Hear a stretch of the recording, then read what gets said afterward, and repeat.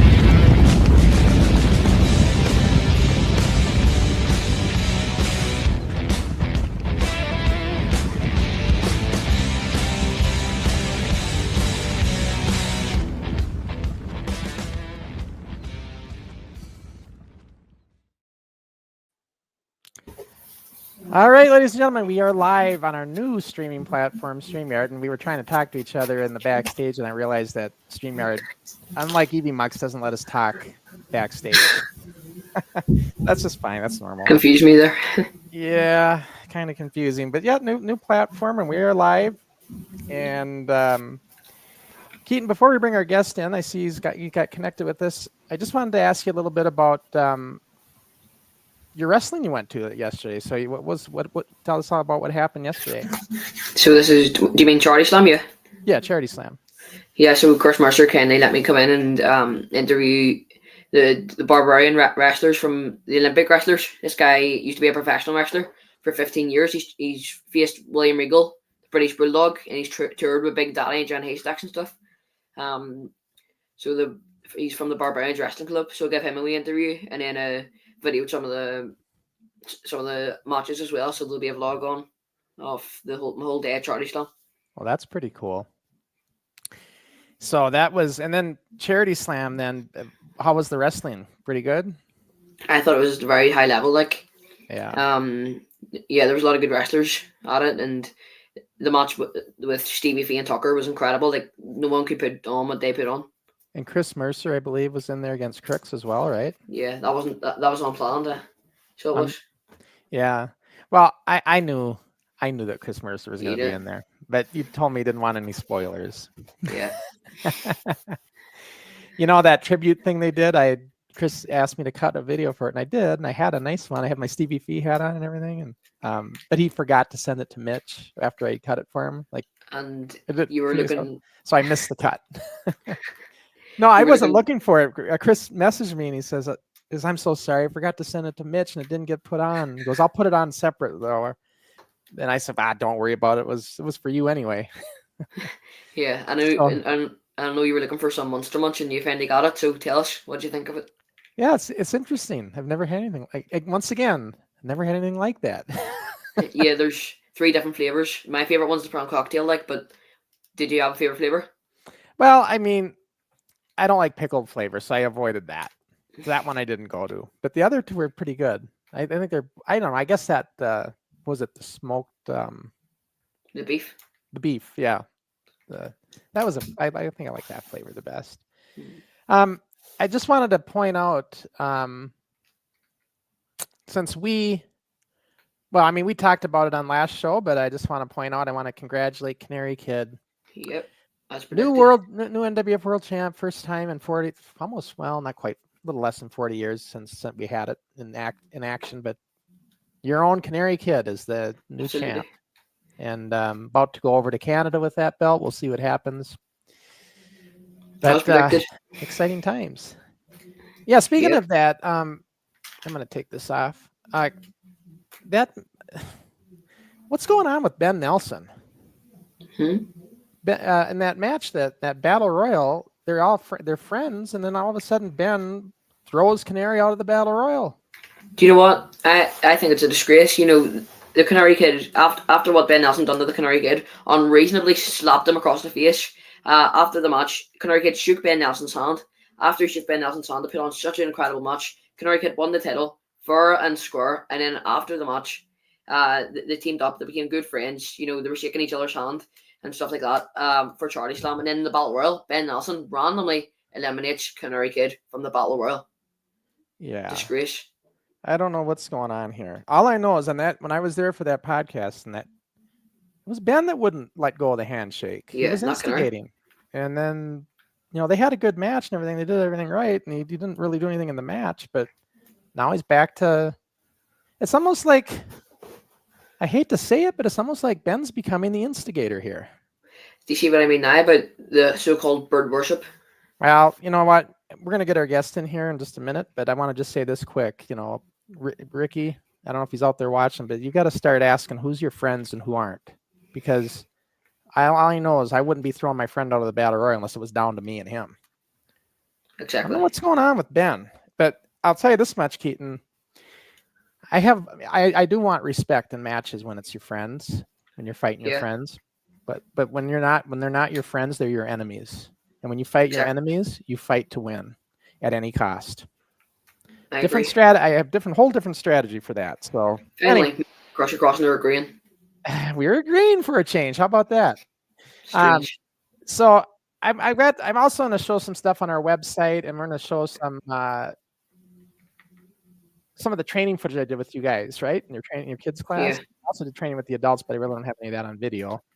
But I want to show some of that. We'll save that for the end of the interview, like when we're let's not get into this. Yeah, so we can get into this. It's been waiting long enough.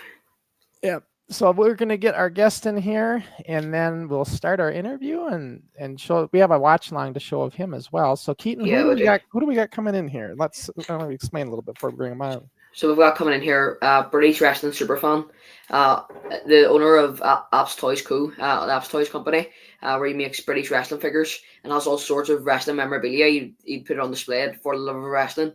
He has all sorts of memorabilia like Big Daddy's jackets, Jen Haystacks, Kendo Nagasaki stuff, Marty Jones, and he makes figures of all these guys. So he's a British wrestling superfan, figure maker, and I believe he's a pro wrestler as well, where he trains with Marty Jones in the Squared Circle Pro Wrestling. So he's had matches before. All right. Well, that sounds cool. And that's Archie Stubbs. So let's bring him on stage. All right, Archie, welcome into the podcast. Can you hear us okay? Thanks for having me. Pleasure to be on. Love your podcast. Love your stuff. Thanks for having me. Yeah. This is great. So I don't know a whole lot about you, Archie. I'm going to kind of let Keaton to start asking questions. But if I have ones, I'll bring them in too, and I'm going to kind of watch the comments as well, and I'll bring in comments as well. Yeah, feel free. All right. So, Archie, when I first came, the first time I noticed you was when I came to For Love of Wrestling show.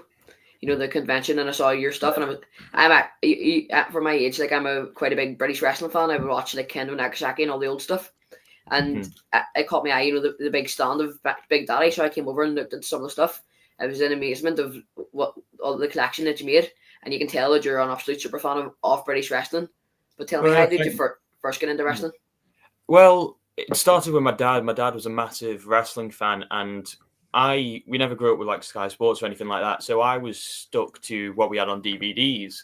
Now, I didn't like the DVDs where it was like the documentaries and stuff like that. I just wanted to watch the wrestling. So the only one that was purely wrestling was this ITV World of Sport DVD. And I watched that till we broke the DVD and I had to buy another one. And then, so I grew, even though I'm still really young, I grew up watching World of Sport like people did in the 80s and 90s. So I felt like I have a connection to these wrestlers that a lot of young people don't. And I just wanted to bring that to more people because, like you said yourself, you're a British wrestling fan, especially at that older time, but not a lot of people are. So I want to get that out to more people.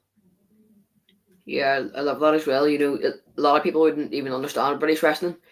Kids like at my age and maybe even your age would think that, you know, British wrestling's terrible. Like there used to people jumping off top ropes with moonsaults and death matches, which I don't agree with. And I think that the old school technical wrestling is probably the best. Yeah, I completely agree. One of my favorite matches of all time is Marty Jones versus Rollerball Rocco. Oh yeah, what a match! The unified the belts, and that to me is pure wrestling. That to me is the best wrestling that you're ever going to get. It is the proper British style.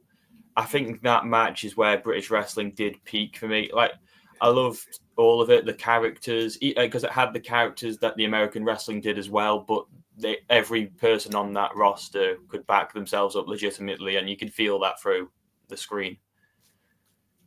Yeah, and there were so many British wrestlers, you know, Mark Rocco, a very big name, and people like that, and Marty Jones, obviously. But I want to know who's your favorite wrestler of all time? Oh, I am a massive Giant Haystacks fan. I've always loved the big guys. Haystacks was always my guy, and I just always stuck with Haystacks. Mm-hmm. And you know, I like that. You know, I think Jan Haystacks was probably better than Big Daddy, with character wise and stuff. Absolutely, Haystacks. And he had a field WCW run, as you probably know, as Loch Ness. So a lot of people wouldn't really like Big Daddy, Jan Haystacks. A lot of the British wrestlers would say that they couldn't wrestle. What's your opinion on that? I feel that what they did was good, and a lot of people don't, especially in the wrestling space, and I can understand why, because if you're a fit Finley Rollerball Rocco doing these 20-minute classic matches in the mid-card and you've got Big Daddy doing just a belly bounce and a splash at the end, but that doesn't mean he wasn't a good wrestler. He was good at what he was, and what he did well, and that's what made him a good wrestler. So I believe that as long as, and Big Daddy showed it with the amount of merch and stuff he had, if you got the crowd behind you, then you've done your job as a wrestler. Absolutely. You know, like people would say that, as you know, Shawn, people would say that Hulk Hogan couldn't wrestle, or like the top wrestlers, but all he needed was that leg drop, or as you know, Big Daddy, all he needed was that splash to get over with the fans. So it's not just, although I love the technical wrestling, the chain wrestling, it's not just that brings wrestling, it's the popularity and the gimmicks and stuff like that as well. Well, yeah, it's like, you know, when you talked about that, like in that respect, you know, some of these guys, just because they're only doing a certain few moves doesn't mean that's all they know. Hogan's a good example. He could wrestle. He was trained to.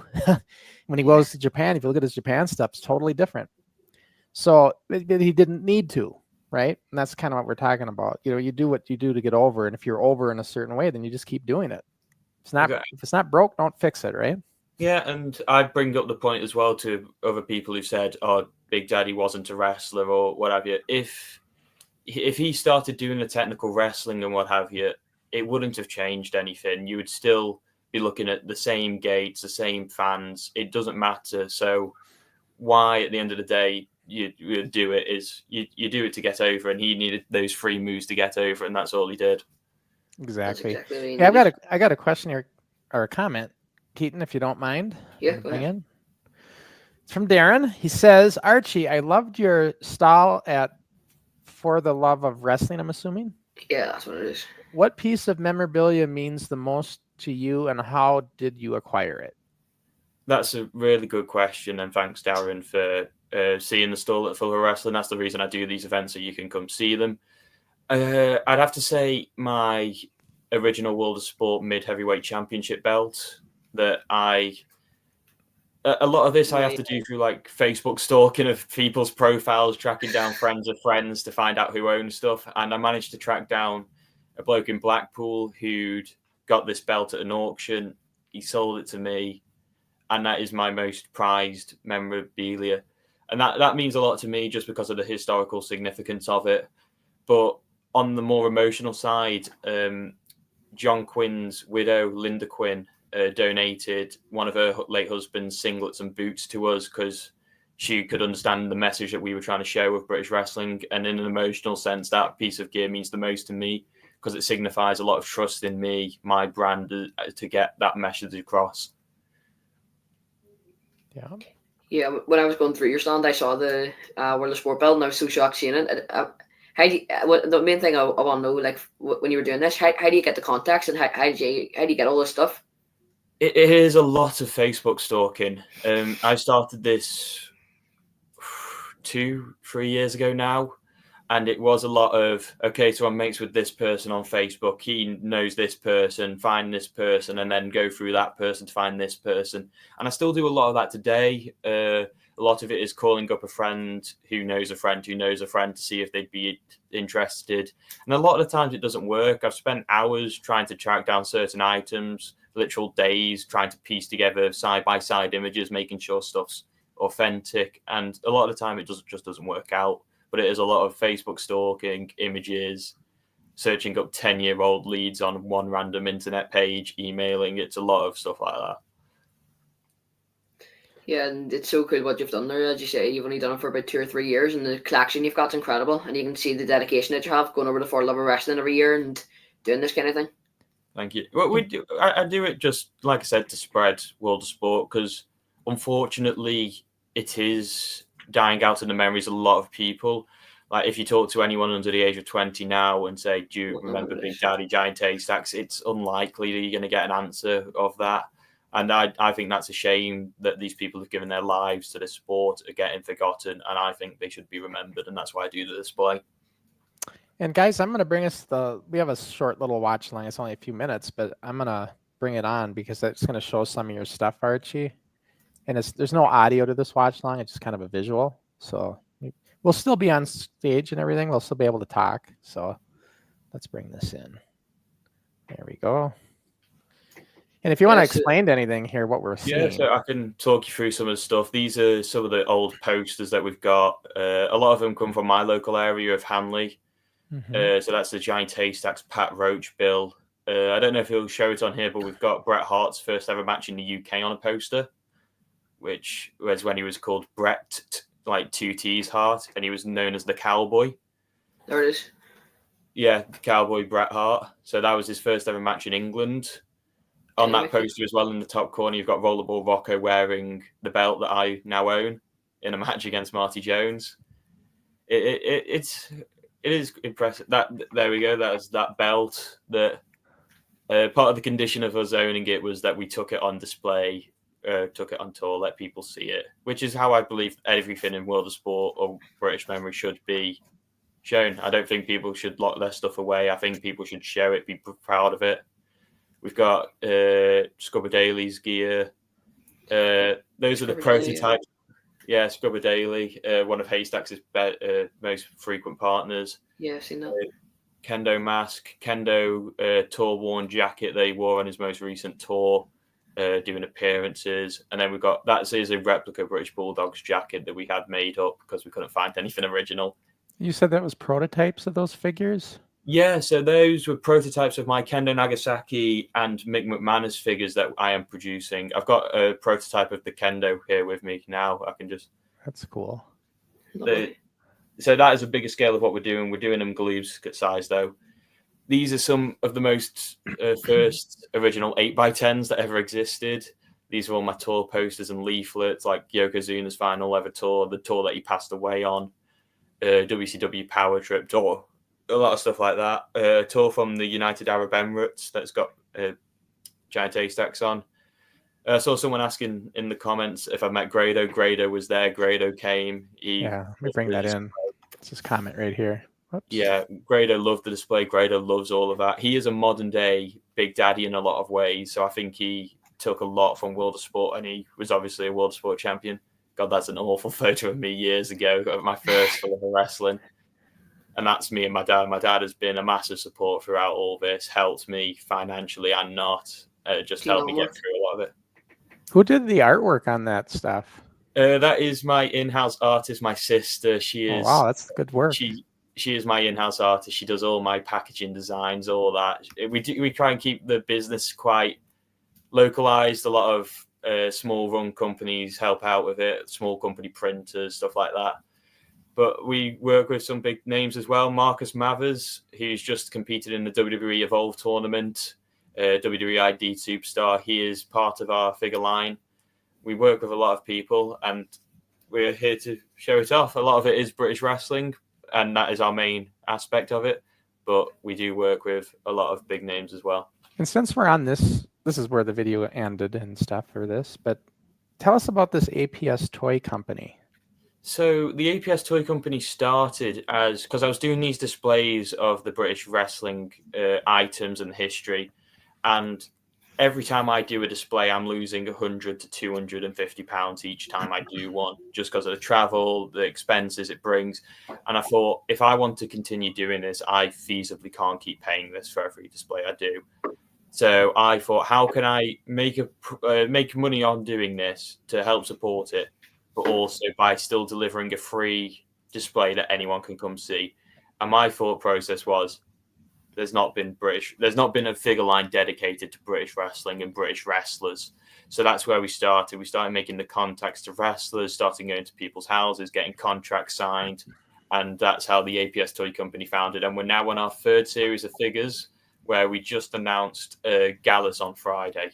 The full NXT Tag Team Champions Gallus. And where do you how do people buy stuff from the APS Toy Company? Like what platform do you sell on, or where do you have we've got our own website. The website is theapstoycompany.com. On there you're able to purchase our figures, custom figures, Mattel, Jacks, heads, anything you want. I set it up to be, as well as us producing our own figures, I set it up to be a customizer's paradise. So if you're ever looking for a figure part that you need to complete a custom, that's the site you go to. If it's okay with you, I'll probably set up a 10% discount code for you listeners. If you want to use that on the site, we'll set one up right now. We'll call it Kayfabe 10. Save yourself 10% on any order that you put in using that code. So Kayfabe 10. Kayfabe 10, we'll set that up right away for you. Kayfabe 10 will save you 10% on any order that you put on our website. Will that be all capitals, Kayfabe? We'll do it all capitals. I'll set it up now. All right. Because it takes 30 seconds to set up. I'll get it all set up, and then anyone who wants to make an order who finds us through this interview, you can make that and save yourself a bit of money as well. Save yourself 10% on the new Gallus free pack that has just come out. Well, that's pretty cool. 10% off just for tuning into the podcast. I like it. Let's get back to just us guys so we can see this. It kind of covers up our things. I'm going to get to this screen. There we go. Yeah, so Kayfabe 10. And again, that website, everybody, is right here. Yep, Toys Company. And that discount code is now live, so you can go purchase anything using the coupon code Kayfabe 10 and save yourself 10%. Yeah, so let me revise that. Making banners right on the fly. I know the feeling. We do so much graphic work and whatever. You work with so many people just to get these figures out. There we go. I'm working on razor thin margins just because I want to get these figures out. But yeah. I don't do it for the money. I've never done anything for the money. I wouldn't. No, I hear you. I wouldn't be several £1,000s in debt buying wrestling belts for the money. I wouldn't be doing it. I'd sell our T-shirts on our website pretty much at cost as well. I mean, if I make $1 a shirt, that's probably all it is. I just want it's advertising as far as I'm concerned. People buy shirts. So yeah. So Keaton, where are we at with questions? Yeah, well, I was wondering when you were talking about the Apps Toys company, do you have your own team that helps you out with the figures, or is it just you? So we have a designer who we work with who designs all our figures. He works with me and the wrestlers, obviously. The painting is done by me and another member of staff, a family member. We both painted together. Packaging, all myself. The artwork is my sister who does all the packaging designs. And obviously we use like Royal Mail and stuff like that. We've used a team of printers to get the stuff done. But everything is very much in-house. We try and keep it as much in-house as possible. And this is your Facebook link if anybody's interested to check you out on Facebook. I didn't even know I had a Facebook link. That's cool. That's what, at least that's what I don't know if Darren or Keaton put in there, but they had it set up. So. All right. So when you started watching wrestling, most kids would have been involved, loving the WWF or the WWE. The Stone Cold Steve Austin was one of the biggest ones. But for you, you can tell you grew up watching Big Daddy, Jen Haystacks, things like that. So why not WWF or WWE and British wrestling instead? It's very much the personal, sentimental side of it, of growing up watching that because of that DVD.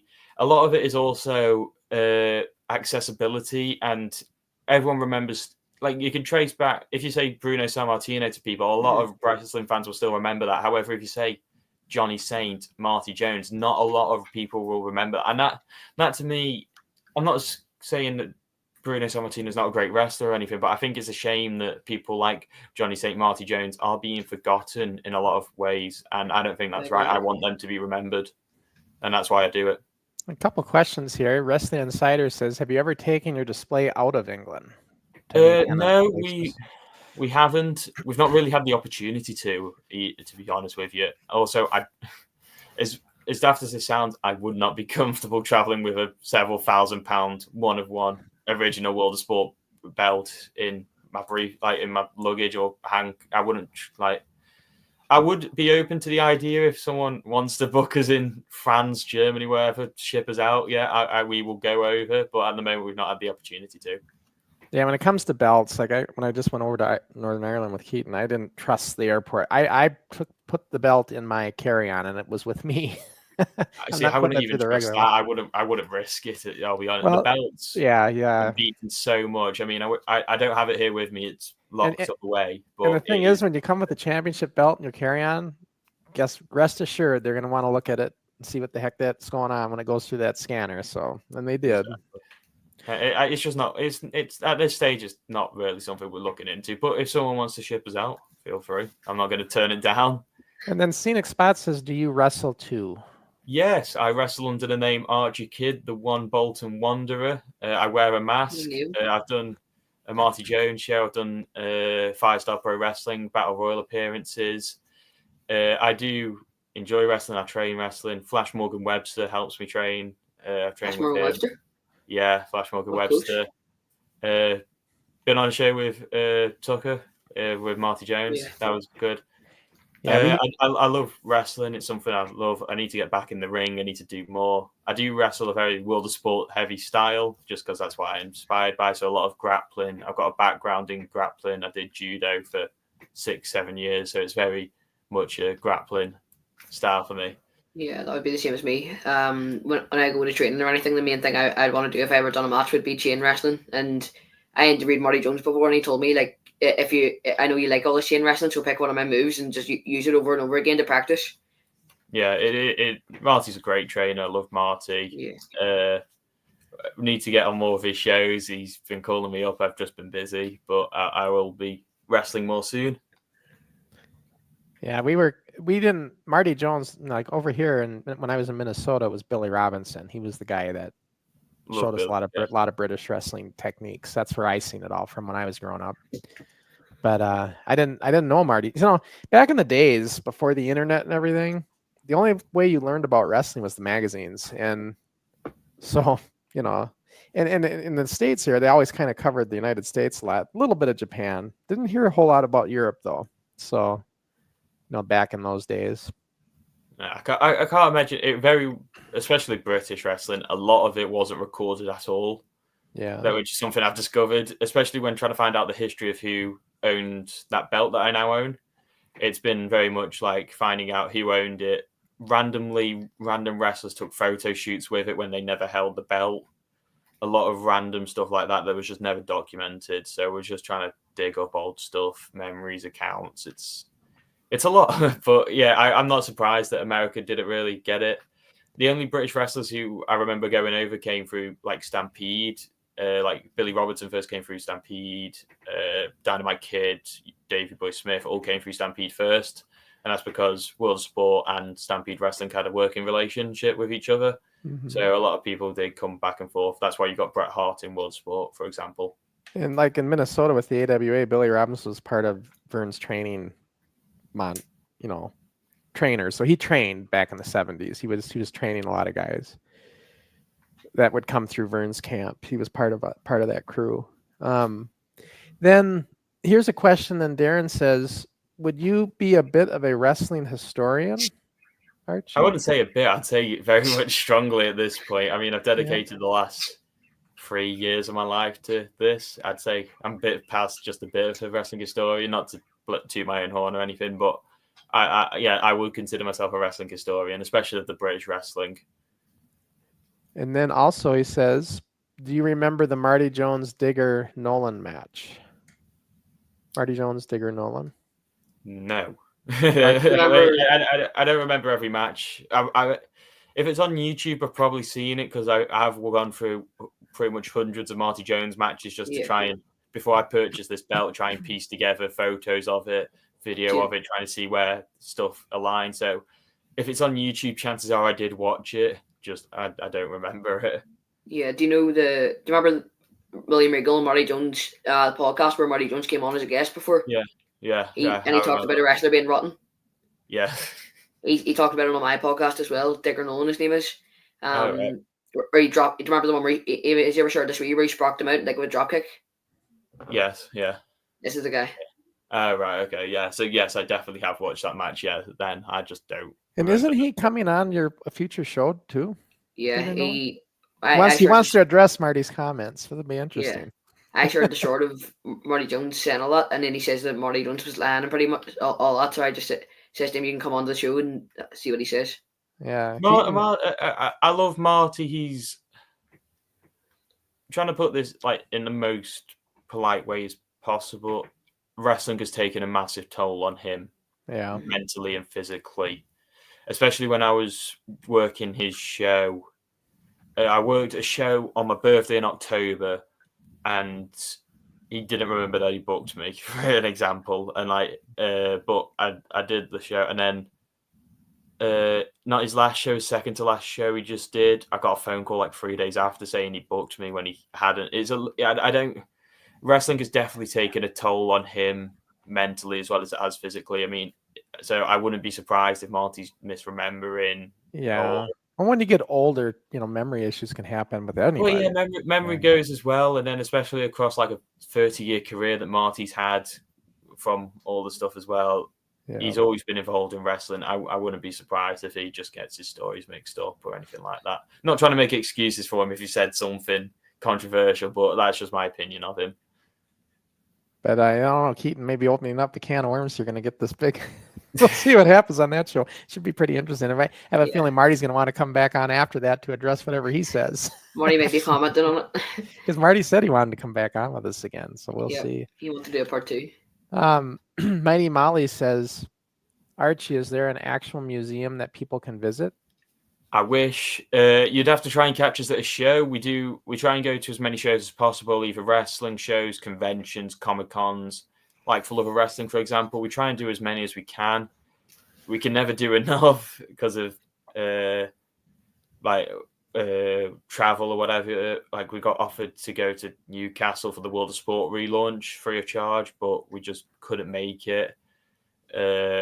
We've been offered to go down south like 4 or 5 times, and it's a lot of, because my dad goes with me on all of these as well, just for because a lot of time I'm talking to the people, and I like to have someone else there just to watch over the stuff whilst I'm talking.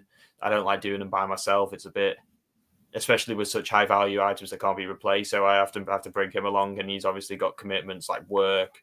I've got 2 sisters as well, so unfortunately we don't do as much shows as we'd like. Unfortunately, we don't have a full museum as well that people can come visit. I've looked into it. We'd never be able to cover the costs of it, unfortunately. But it is something that maybe in the future we could do.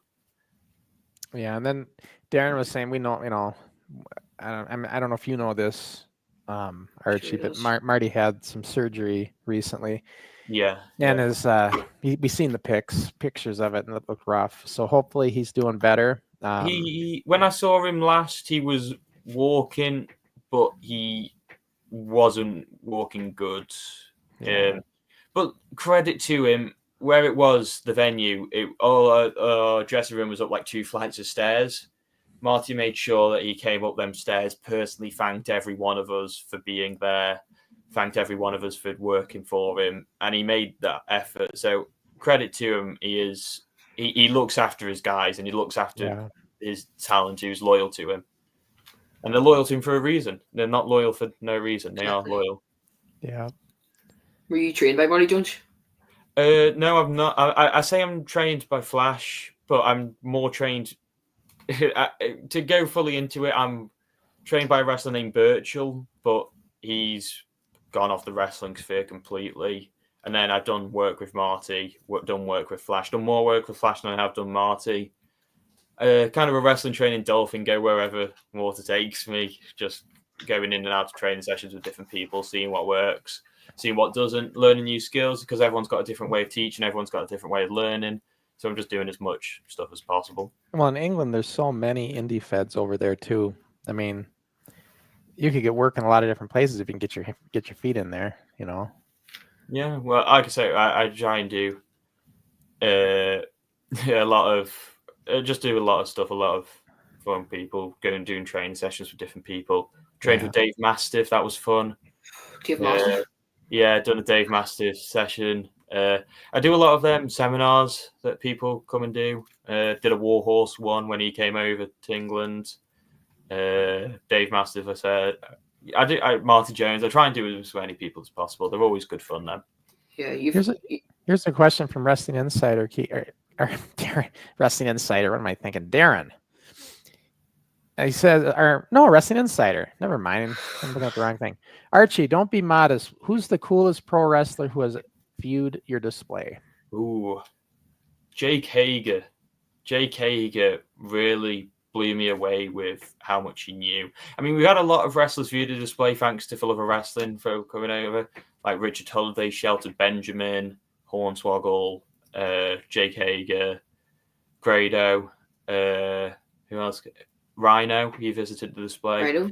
But yeah, I'd say Jake Hager because he sat with us for 10-15 minutes and he blew me away with his wrestling knowledge of how much he knew of the British wrestling scene as well. Like he knew all Johnny Saint, Marty Jones, Les Kellett, a lot of these older guys who you wouldn't expect from someone who works Jake Hager's style, but he loved the display. He respected it. He loved a lot of it. I'm hoping Flora Wrestling brings over like Finlay or someone like that from America to come see it. Those would be perfect guests. But yeah, Jake Hager's the most coolest pro wrestler who's viewed our display, I'd say.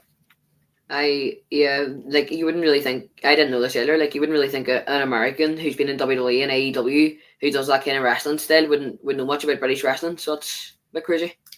Yeah, I was quite honestly shocked by how much he knew, but I assumed it might have been riding with Finlay because Finlay obviously was a roadie for a while with him, so I imagine it was from him, but he knew a lot, he respected it. He's not like other American wrestlers who kind of blew it off. He definitely respected it. He respected the culture behind it as well. And he just blew me away with his knowledge. Yeah. And then there's Mighty Molly. I just want to put this one in. Do you ever attend the wrestlers' reunions? Funny story. No, I was invited to one. I then got threatened to have my head punched in. And then I was uninvited. Yeah, so I was invited to one of the wrestlers' reunions. I won't name names to bring my display to. I said, sure, love that. Wrestling reunion's always been one of the top places we wanted to get, just for contact building as well. So we said, yeah, come in free of charge. We'll travel there. We'll put it all up. And then we got a message a week before saying, like, don't bring the Big Daddy standee. I wouldn't be surprised if a few drunk wrestlers got annoyed at you for that.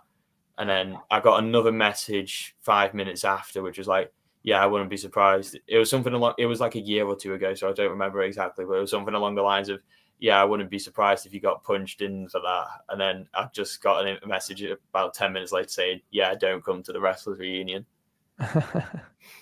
So yeah, that was no, I've not attended any of the wrestlers reunions. I've been invited to the Blackpool one. The Blackpool one looks like a ton of fun. I hopefully will be going to that one next year. Yeah, speaking of Blackpool, have you ever seen before? I think it was before William Regal was involved in World of Sport. The shoot matches he would have had in the Blackpool Pleasure Beach. Yeah, William Regal is a dream person I want to meet. I have his phone number. I've never called him, just counting nerves. But William Regal is a dream person who I want to reach out to, and because he is one of the most influential British wrestlers of all time, and I'd argue you could argue Dynamite and Bulldog, but in terms of global impact on British wrestling, or wrestling in general, I'd say Regal, especially with the NXT stuff he's been doing. And then TSC Videos has this question for everybody. Have any of the panel had a figure made of themselves? Does a figure I made of myself count? Yeah, it would. And that means all three of it. That means all three of us. I made myself a figure. I made myself one. Do you have it handy? No, I don't. I don't. How about you, Keaton? Do you have yours? Yeah. There's a guy we know from Mattel who made a wrestling figure for me. That's sick. Kayfabe with Keaton. That's cool. And on the back, this is all the wrestlers we've met. And yeah, like you said, Archie, I made my figure as well back when I was younger, of course. Yeah. It's fun. It's fun to customize them. Yeah, I've got a custom King Kong Bundy I did not too long ago. King Kong Bundy? Yeah. Cool. Ultimate. I just sculpt. I do a lot of customs for fun as well as the display. That's why you see customs on the website, just because I do them for fun to pass the time and help break up the big figures. Yeah, it is fun, and it's that I got to give a shout out to John McCann. He really helped me, giving me advice when I was doing my figures. I would always show him, but it's time consuming too, and it can be expensive when you're trying to find different parts to get. It can be, but it's when it all comes together and it comes together right. Especially, there's nothing more satisfying than that, in my opinion. Right. That's cool. The only thing I outsourced was the title belts because I can't make this kind of stuff. We make belts. Title belts at the moment. We, as part of our figure company, we make title belts that have got like leather straps, Velcro fastenings, plastic plates is something we recently developed. So you can get like a full plastic plate. You must have like a 3D printer or something you're able to make. Yeah, we are able to do a lot of good, cool stuff. Yeah, so I don't have that, so I just outsource that stuff. But all the other stuff, the painting of them and everything, that can be real fun. It's really good. Love it. Let's see. Here's Baga commented earlier. He says, "Have you heard Big Daddy wasn't very nice to other wrestlers behind the scenes?" Yes, everyone I've met in the wrestling scene says that. What he'd do is, let's say he was in the backstage with Keaton, and he was tagging with Keaton that night. He'd go up to the locker room. Aye, Keaton, you're right. And then when Keaton's left the room, we go, am I allowed to swear on him? I don't know. No? Keaton's heard. Okay, cool. I didn't know. As soon as Keaton's left the room, you'd go, oh, Keaton, that's a bastard him. He's a proper bastard. And then he'd say that to everyone he ever worked with. So he really gained, and no one could do anything to him. Tack behind your back, basically. Yeah. One of my first wrestlers I made contact with was a local wrestler called Keith Myatt in my area. Yeah, Keith Myatt. And Keith, me and Keith have become great friends since. But Keith was one of the tag team partners for Big Daddy. And he said once after tagging with him, Big Daddy'd raised his arm, but he raised it like backwards. So when he twisted up, his arm went like that.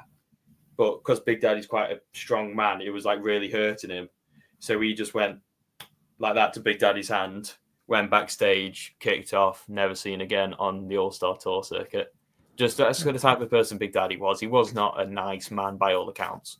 Yeah. Yeah, I've heard stories like that as well. Do you know Damon Shondell? You might remember him. Yeah. It's called Funny Man. Yeah.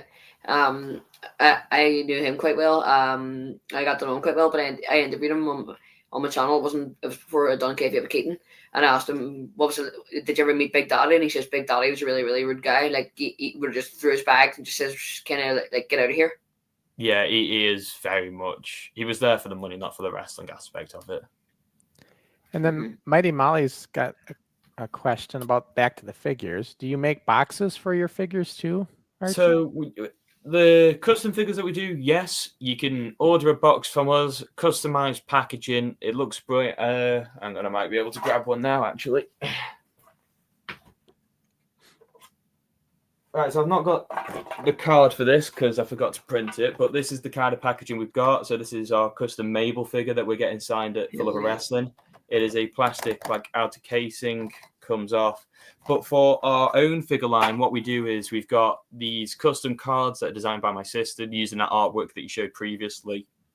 That kind of wrapped around the figures, and then if you've any bought them Pro Wrestling Tees Micro Brawlers or the old school WWF Bendhams, they came in like a bag with these little cardboard cards on top. We're going to do them like that. Okay. Just to put down on cost so it's cheaper for you. Right. Yeah, that makes sense. Yeah, it makes sense. I know people make like for these kind of figures, people just basically take the packaging that they already have and they just get a template made and just redo it, and make whatever they want for packaging. I don't like doing that just because you'll never get it up to that quality anyway. So you're setting yourself, Mattel is at the highest standard, and you're matching yourself at that standard. You're just not going to be able to do it unless you put hundreds of hours into it. So I design my own. If you order a custom figure off me, it is £20 extra for packaging. You get one of them plastic cards. You get a customized backing card as well with your images. You really can't go wrong with it. Yeah, that's cool. That is a service we offer as well. If you want a custom figure of yourself, just send us the photos. We're able to do it. Anyone, any size. We're able to do them. Custom packaging as well. We also do frames. And when you do custom figures, are you doing the figures like the Mattel figures, or are you doing a little different kind of figure? Yeah, so we do it. It depends on what the customer wants. I'll show you this Mabel here. This is one that I've done personally to get signed at Full of Wrestling. But so it is the Mattel style. Sure. It's NWO inspired gear. So we do this in Mattel style. It is up to the customer, whatever the customer wants. If a customer wants a Mattel, Hasbro, Galoob, Jax, whatever, we're able to do it. Well, I wish I would have found you before I started dabbling into all this. So what does a figure run then if somebody wants a figure made of them? Like what would it be? We run from £45 to £100, obviously parts dependent and how long it's going to take. So if you've got no tattoos, just want a t-shirt, obviously that's going to cost less than a guy with full sleeves, chest tattoos, massive, wants all the articulation. It's going to be different prices, but we do run from 45 to 100.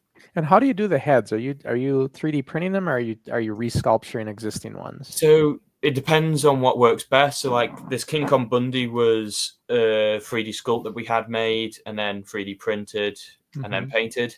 And however, like if for the Mabel one, if that head already exists, we use that. I've got a really cool tool which is a 3D scanner, which means I can take a Mattel head, put it on this scanner, and then 3D print as many as I want. So we use those kind of tools. We've also got work with our sculptor who, if we just can't find a head and the customer is willing to pay for it, we will just get a head sculpted for you. Well, that's cool. So yeah, that's good to know, man. I know a lot of people out there like doing that collecting of figures and stuff, and to know that you could make custom ones for them, that's good to know. And you said 45 to 100 pounds. So if in US dollars over in this side, that would be probably around 55 to about 120. Right, a little bit more. Yep. Yeah. Used to be more even. We used to be more close, but now we're a little bit more. Go ahead, Keaton. So, me being from Northern Ireland, I'm a very big fan of a guy called Kung Fury Hamill. I'm sure you know who he is. Yeah. Will you ever make any Kung Fury Hamill figures? We at the moment our schedules for the main line of figures we are booked up to the end of the year. We've got some big names coming who I'll tell you off the air because we're not ready to announce them yet. But our schedule is backed up till the end of the year, at least for our series line figures. We can squeak in a couple customs if you wanted the one-off or anything like that. But for the mainline figures, we're not looking at anyone else at the moment. So you have Kung Fu Eddie Hamill, and what other figures? What do you think was your favorite figure that you've ever made? My favorite figure I ever made, that is a really good one. I've made figures for wrestlers, towards wrestlers. I've got to say my favorite one at the moment is Series 2 of my figure line, British Brawlers. The bulk, Series 1, the bulk, is from the UK Pitbulls. He is my favorite just because of the sheer size of him, all the details we get in there. He's up there. Obviously, I like my own figures more because I'm biased, but the Kendos, the Gallus figures that we're doing look amazing. I can't wait to get them out to people. Stuff like that. I love my own figures just because they're so personal. I take control of a lot of the design features of them, and a lot of the thought that goes into them is my own. So I do like them. In terms of just one-off custom figures I made, I did a Giant Gonzalez a few years ago with real fur and all that, with all the muscle details. I spent hours on it, and I sold it. That was one of my favorite ones I did. I was going to ask too, when you start doing like existing wrestlers and stuff, is there any kind of like copyright thing you got to deal with when you make figures? So with Gallus, we did have some issues. We weren't allowed to use the name Gallus, spelled Gallus, because that was the WWE one. So this is Gallus, spelled Ghalus. So you just got to change this. Maybe we can change the name. You can use the likeness of what somebody looks like and stuff. WWE doesn't own the likeness, they own the names. So we don't. Well, a lot of these World of Sport wrestlers don't have copyrights on anything anyway. Right. However, we do like to get all our figures. We go through the proper channels. We don't have to because they're such small quantities anyway. We don't really have to, but we like to do everything above board. No questions. Right. No need to be questions. We pay a dividend on all the figures. So if you order a Kendo Nagasaki figure, £6 of that £30 purchase will go to Kendo Nagasaki himself. We give a massive percentage, especially when compared to companies like Mattel, who don't pay as much, or even the smaller independent companies like Zombie Sailor and what have you, do not pay anywhere near as much for the talent as we do. So now Darren's got a question with these figures. Do you ever get people asking to change their nose or ears, that kind of thing? Yeah. Like what do you do? Do you like give them like a proof somehow of what it's going to look like? Most of the time, I just say, "Let me get on with it." I tend to know what's best. Yeah. If they like, because oftentimes I'll get people like, "Oh, you can use this part, and this part." And I'm like, "Yeah, but all those parts add up to £120, and you're giving me £40 to make this figure." Right. So a lot of the time, I just go, "Look, trust me. I'll send you a photo when it's done. Don't ask me for in progress pictures because it'll look awful because it's halfway finished." Especially with heads, because heads when they're not painted are gonna look odd anyway. Awful. Yeah, right? They look awful. So I just say, just trust me on it. I'll sort it, and I'll make it look good. You're not going to be disappointed. And I've got 100% approval rate because of it. No one's ever complained or anything like that. Yeah, I mean, I don't know what it is, but like when I was looking to get custom figures made, I couldn't find anywhere. Keaton had that inside job. There was somebody at Mattel that was doing it on the back end, but now we can't seem to get through to them anymore. At least we were trying when I said Darren, and he did it fairly reasonable too, right? It was very reasonable, but it's hard to find people out there that actually just do custom figures, like outright customs. Go on the APSToyCompany.com. You can pre-book your slot. You can use Kayfabe 10 to save 10% off on your custom figure. We can make it work. That's cool. And what's the lead time if people want to do that? We'd say 2 to 4 months, just depending on how busy our schedule is. At the moment, our schedule's packed because we're producing Series 1, 2, and 3 of our figures. So our schedule's packed, so it will be on the upper end of that. Yeah. However, the sooner you get your orders in, the sooner they're going to get them finished anyway. So we're in our peak season at the moment. Sure.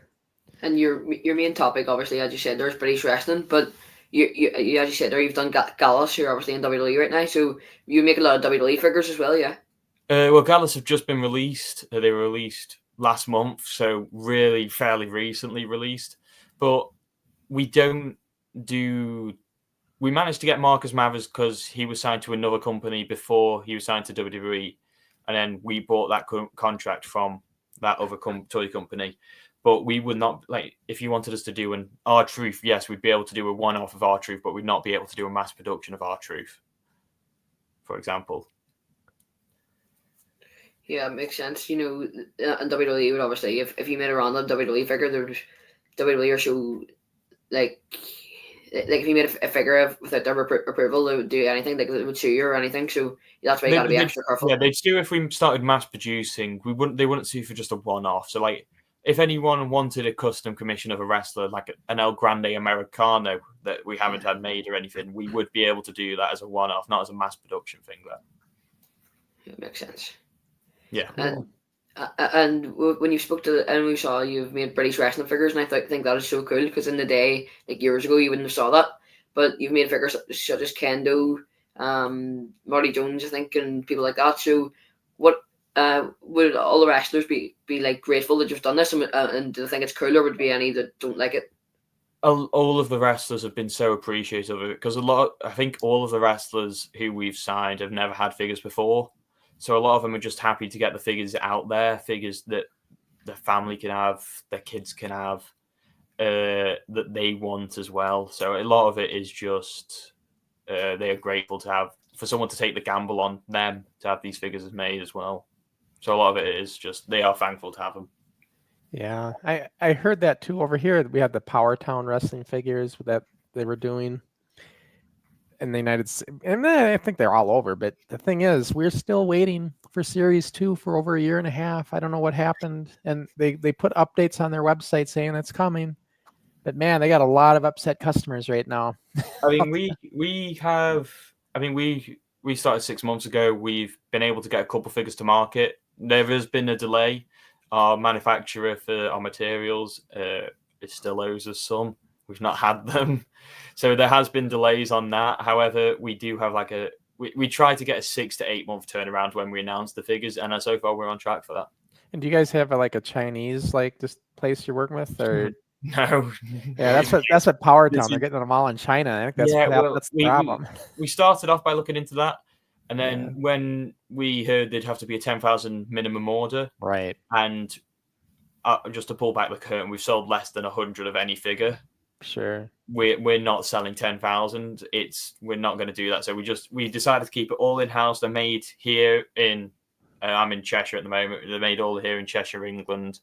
They're all handmade, hand painted. They're all beautiful. Sent out to you. Yeah, you're getting a good value there, really. And did your parents always approve of this? Pardon? Oh, they all thought I was insane. But I've been able to do it so far. We've made some massive contacts. I can't share all of them. I'll just tell you after the stream. But you'll be impressed by some of the signings that we've got. Obviously, we've got like the Kendos and what have you.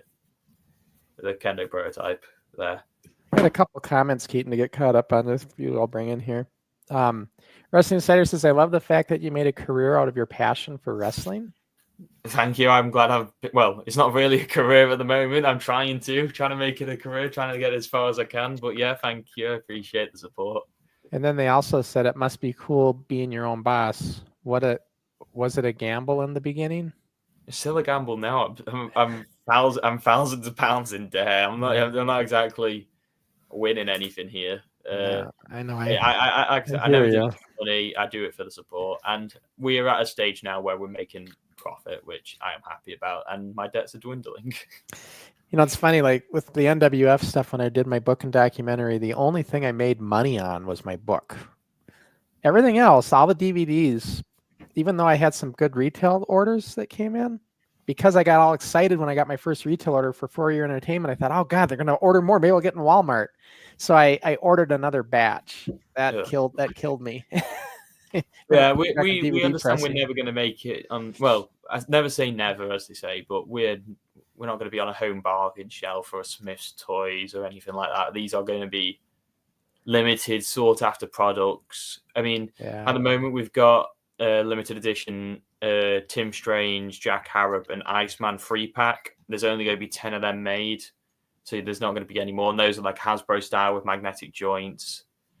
But yeah, we can we try our best, and we do everything as a limited number. A lot of the stuff is made to order in a lot of sense because we make so little of them. But yeah, we try our best. And then here's Something- Mighty Molly just had this. I got a couple comments from Yes, Molly, and I'll let you loose, Keaton. Do you make the cardboard masks or life-size cutouts? We didn't. We work with a printer for them. However, it is something that we could look into, like Kendo masks or whatever. I think Kendo would be a bit annoyed at that. He sells his own masks that are, to be fair, his masks are top quality. I'd recommend going to buy one on them on eBay. And this is a good question for Mighty Molly then for everybody. Is it a good time to put an order in for a bespoke Christmas present with Kayfabe 10? Anytime's the perfect time to put in a bespoke Christmas present order with Kayfabe 10. But if you want to guarantee delivery, especially on the Gallus figures are going to be our longest waits because they've just been announced. I'd say definitely get your orders in now before, so to guarantee delivery before Christmas. They should be with you a lot earlier. I mean, the expected time on the Gallus is October, but obviously because we're a small company, we're at the bottom of the food chain when it comes to material deliveries or importance on printers or what have you. So you never know what's going to happen. So I'd say best get them in early. Sure. Something that I like to see is, so obviously you do the British wrestling figures, you do some WWE figures now and again, but now that we're in the kind of the new era of British wrestling, I know you're still trying to keep it alive. But LDN wrestling, would you ever make any of their figures? We were in contact with LDN. LDN were going to have our biggest order, and then they backed out at the last minute when we had all the designs ready to go. So I'd love to work with LDN. They seem like a good company. They did wind me up with one of their Brazers tag teams, but we've moved on from that. But yeah, I would like to work with LDN if they paid me back the money I spent on getting these figures designs that they then backed out of. Yeah. Do you like when you do something like that? Do you like charge like just for the prototype so you at least get covered on your? We didn't used to. Now we do. Just yeah, I was gonna because say. Because of the LDN thing. Because getting these prototypes sculpted is not cheap. Yep. Well, that's fair. That's fair to charge for a prototype, I think. Yeah. So what we say to a lot of people is, man like Darius, if you know him, TNA star, he's recently reached out to us and said, how much would it be to get some figures made? And said, here's the price of what it would be to you. Here's what you could sell it for. Here's what you could sell it for signed, whatever. He was like, can I look at a prototype? And I was like, you can't unless you pay for it. But here's what we can do. If you order so many figures up front, we can get the prototype made. We will make no money on this order. You'll get so many figures as like a trial run. If you're happy with them, we can get them sold, produced on a more highest quality. So that's what we're trying to do now. Do you have a minimum order run for that kind of thing? Yeah, we say 10. That's just because it covers our costs. And then we don't make any money from then 10. And they do it as a kind of trial run for you. Okay. And then what if somebody wants a custom figure? Does that have to be 10 too? Or is it? Or, no, custom figures are one of one. Those are one-offs. Okay. One, yeah. Okay. Yeah, so people aren't confused by that. Yeah. So for the full line figures, we charge to the wrestler, we charge £20 each. And lower at a low number order, that goes, if you order over 150 and more, like a certain name has, we drop that down to £12 a figure. So it really reduces your cost. You're able to sell them for $29.99 each. We know wrestlers who are going to sell them for 40 odd signed. So there's a huge ROI on it.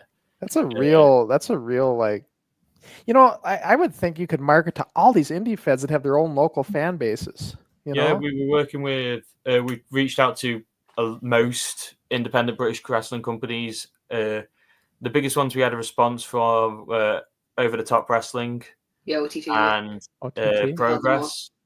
Yeah, OTT have yet to get back to us. We were having some discussions, and then we're going to have a meeting, but they've yet to get back to us. And Progress have ghosted us. But I don't think it was deliberate. I'm going to reach out to them soon and just carry on that conversation. I know. I never understand when people are ghosting you, especially when you got like business to talk, right? Yeah, like I said, I don't think it was anyone's fault in particular. I think it's just, especially when they're so busy as well, they just entered their peak seasons with the strong South 16. I think like I say, I always just get lost in the background, which is fair. We're a small company. That happens. We reach back out to people. Guys, I'm going to put the link up again because there's comments asking for the link again. So let's just put this link up. This is APSToyCompany.com. Go on, go purchase some orders. It's the top quality stuff. Like This is just the prototype, but he's using the same material. This ain't going anywhere. It's not breaking. I'm putting all pressure on that. These aren't. They're strong. They're sturdy. They're plastic. So those kind of figures then that you do there, they're just like they don't move, right? They're just no. They're. If anyone remembers the Gloob figures, they're inspired by the Gloobs. okay. But we're also looking at doing LGN style. Those would obviously cost quite a bit more to produce, but we are looking at doing LGN sized figures. And as you're and then here's the discount code again. I just want to quick. Yep, save with Kayfabe 10. yeah. Put all the orders in. So yeah, there we go.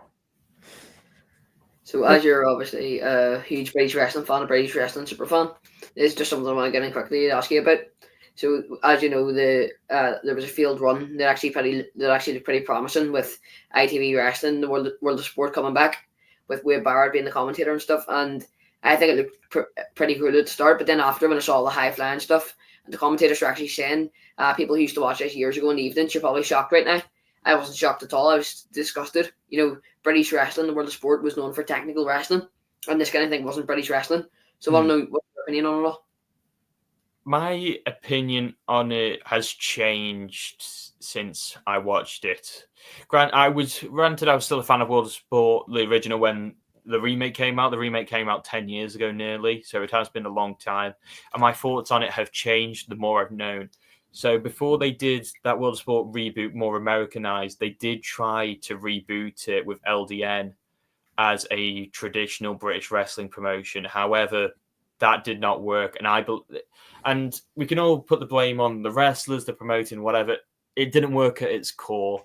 And as much as I'd love it to, there's a time and a place for British wrestling and its style. And I'm not saying that time and place is gone. On a main event ITV premiere show where it was at a top hour, it was peak times, tea time TV, a World of Sport TV show was not going to work, especially in the days of everyone watching TikTok, Instagram, where we are fed these fast motion 60-second clips. And even then people get bored of scrolling through them. So there was no chance that these people who've never seen wrestling before were going to sit down and watch a 25-minute round by round match of Marty Jones versus Johnny Saint. There's a reason they went with the American style, and it didn't work then. I do believe there would be a market for it. I would think they'd have to do it something like the late night stuff, like they did with the wrestling channel, like 2:00, something like that, or like middle of the day work hours, something like that, for it to work. But I do think there would be an opportunity for it. I just think World of Sport went about it the only way it can, and that one way didn't work.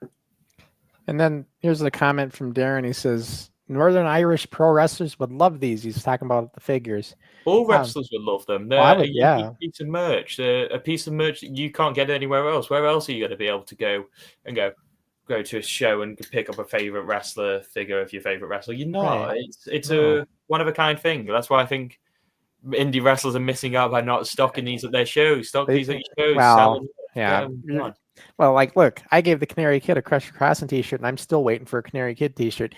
Yeah, these guys got to get their merchandise going here. Exactly. Get you t-shirts, figures, the whole thing. It's the Matt Cardona thing. The more merch you have, the more professional you look, and the more merch you have, the more advertisement you're going to get. If you purchase a figure at a show, you're going to be on the Facebook groups going, "Oh my God, guys, look at these figures I just found at this this wrestling show. I didn't know independent wrestlers could have these." That's 30, 40 people who've never seen you before, who have seen you, and they know that you're a professional because you've got your own action figures. My favorite wrestler doesn't have action figures, but this guy does. He must be more professional than this guy. It's just a sign of investing in yourself. And these guys have little kids. They have little kids that are big fans. They're the ones that are going to say, "Dad, Mom, I want this. Buy this." Right? Exactly. That's how it works. Who doesn't want that? Yeah. I've done before I started the APS Toy Company, I did a lot of orders, especially around Christmas time, of parents wanting their kids as a figure with their favorite wrestler as a figure, and I did a load of them orders of like Javon Evans and a random kid as a figure, and kids love these figures. Yeah. And here's Baga got a comment again, just came in and says, "Who's your favorite old-time British wrestler, and who's your current British favorite wrestler?" Ooh, Giant A-Sex for my old one, and it's a toss-up between Pete Dunne and Tyler Bate for the current day. I love both those guys. Pete Dunne maybe gets the edge, but also, I don't know if you've ever watched them progress matches with Tyler Bate and Walter, but those are some of the most insane matches I've ever watched. Those are pure British wrestling, pure wrestling in a lot of sense. Those are some of my favourite matches, so I'd have to say one of them too. Yeah. Have you ever made any Giant Haystacks figures? We are in the process of talking to the Giant Haystacks estate to get them signed. Yeah, I have one here. Yeah, the Chella Toys ones. Those are beautiful figures. I love them. I own about 6 of them just because I bought a ton for customs. But we're in the process of talking to the Giant Haystacks estate to try and get a Loch Ness figure and a Giant Haystacks produced, hopefully in series 4 or 5.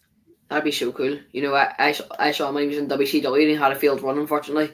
I think that run could have went so well. Like a big guy, like most people in America didn't know who he was. They probably thought this is just some random big guy coming in. But if he done from where I came here from Britain and I'm from World of Sport and it was a British invasion, I think that could have went so well. I think it could.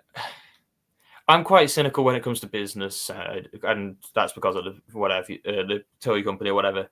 Haystacks wasn't well, and it was 10 years too late for a Giant Haystacks run in WCW, in my opinion. I mean, at that stage, he couldn't get up without the assistance of the ropes. He was dealing with, he got cancer whilst in his WCW run. The cancer eventually killed him. It was 10 years too late for a run. I think he could have had a great run, especially 10 years earlier. I mean, in 86, where you could have had Ric Flair, Arn Anderson, these great guys of the territories going up against him. I think he could have done well. He did all right in Stampede with a tag team with Dynamite Kid. I think that could have done well across the scene, especially in World Class Championship Wrestling. But I think it was just 10 years too late. Yeah, it almost sounds like Andre in his last few matches. You know, it was the same kind of thing. That's a great comparison. He very much was Andre in his last few matches. And I think he passed away 2 years after that run. It was too little too late. Yeah. Unfortunately. That's one match I would love to see, Andre versus Haystacks. Did that ever happen? It happened New Zealand, 87, 86, I want to say. There's no footage of it, but there is some magazines and posters and whatever. It's still a good time for both of them. Yeah, that's what I mean. I feel like if a Haystacks run in WCW happened 10 years earlier, we'd be talking about it more. But unfortunately, he had 5 matches, one of which I think he maybe injured his opponent, which none of them lasted ages. He had a title match against Lex Luger where he was beaten down in the ramp before he could get to the ring. He had an awful match with the Giant. It sold out. It was too little too late. And it's a shame because I was a massive fan of Haystacks. I still am. I would have loved a WCW run, but I think it was just too little too late. You know, with Andre, he had the Giant's disease, obviously, just like the Giant had it. But the Giant had the surgery done to stop it. Andre was offered that way back when. But Andre felt it would hurt his gimmick. So it's like, no, I don't want to do this. Andre is a sad case. I did a lot of work on Andre because I had a French project where I had to study a famous French person. I did Andre. He is one of the greatest big men in sports. And if you say Mount Rushmore of wrestling, I have to have Andre on there just for the contributions he made, especially in the run up to WrestleMania and what have you. But in those final few years where he was getting the mainstream attention with WrestleMania and what have you, he was not good. I mean, if you watch the WrestleMania 2 Battle Royal and he eliminates Brett, I think, at the end, he can't lift Brett up. Yeah. And that gigantism eventually did kill him in many ways. But it did. Even his early 80s, you could see it taking its toll. But if you look at him in the 70s, man, he was... Oh, it's amazing. He was really good. You couldn't compare him to anyone. There's a reason why, even under a WWF contract, he was being loaned out to all the territories. It's because every territory wanted him. Right. Yeah, McMahon had the deal on... Vince's dad had Senior. He had kind of the deal, and he would lease them out to everybody. I mean, we'd see him come to the AWA every October for the Battle Royals, Yeah, I did. When I in my research for it, I discovered that if Vince was about to sign someone from a territory, so just for an example, Bad News Allen or Bad News Brown, he'd go, well, we're going to take this guy off you. But to tell you what, to sweeten the deal, you can have the Giant for 2 weeks. Yeah. Have the Giant because you knew it was going to be a sellout in your biggest stadium. So you kind of made that money back from one of your top guys going. Yeah, the territory days were really good. It was such a working relationship that worked. I mean, of course, in the United States, the only two places you made money was either Minneapolis or New York. A lot of these other territories, you weren't making money. Well, except for Houston, that guy was a pretty good payout guy down there. From what I learned in the books I've read, especially the Dynamite Kid one, Pure Dynamite. I don't know if any of you have read that. That's a great book. And it goes a lot into the territories and the pay detailings he got at the start and at the end. So, like, when he first came into the WWF, he got $25 a show. And then when because he was at that peak WrestleMania 2 winning the tag belts, at that point he was earning $5,000 a show. Right. And it shows a lot of like the pay of different territories, how he's earning like $500 a match in Stampede, but in Japan he could earn $1,000 a match. It shows a lot of what the wrestlers went through in those territory days, and it was really interesting. Yeah. And then the managers for the WWF, when Senior was running it, was a pretty good deal. They got paid anytime their guy worked, they got paid, whether they were there or not. Who doesn't want to be a manager? Oh, I'll be a manager nowadays. You take me to a show. I wish managers should come back. I think there's a place for managers. You don't see them a whole lot anymore. As well. I don't think I'd love to. I'd love to be a manager. I think it's just fun. Being a heel's fun. Whacking people over a cane, throwing the salt in the eyes. It's all good fun. Getting the crowd going. Who doesn't like that? I mean, yeah. Here's a comment from Wrestling Insider. Keaton, I know you probably have more questions too, so I don't want to talk over you, but let's get this one in. To get 10 bespoke figures in boxes of the same person, can you please give us an example of a process, cost, time frame, etc.? That is a loaded question.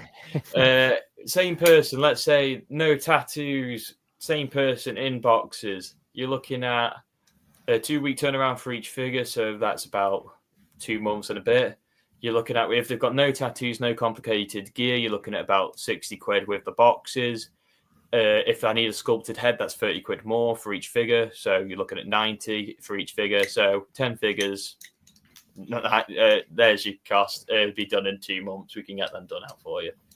So, but also, it all depends on. Sorry, what was the price again? I'm sorry for. Sorry, it wouldn't be £30 per figure. It'd be £30 to get the head done. Then it'd be about £2.50 for each head. So it'd be about. Okay, so it's just the initial. It'd be about. It wouldn't be cheap. It'd be about $6.50 for all the boxes, all the postage, or assuming he's not got any massive tattoos. Obviously, you're better off buying a few more, doing more than 10, because then your cost will come down. If you wanted it also depends on what. Like, if you wanted an Ultimate Edition like this Bundy here, you're looking at more. If you wanted something like our Galoob or LGN style figures, it would be cheaper.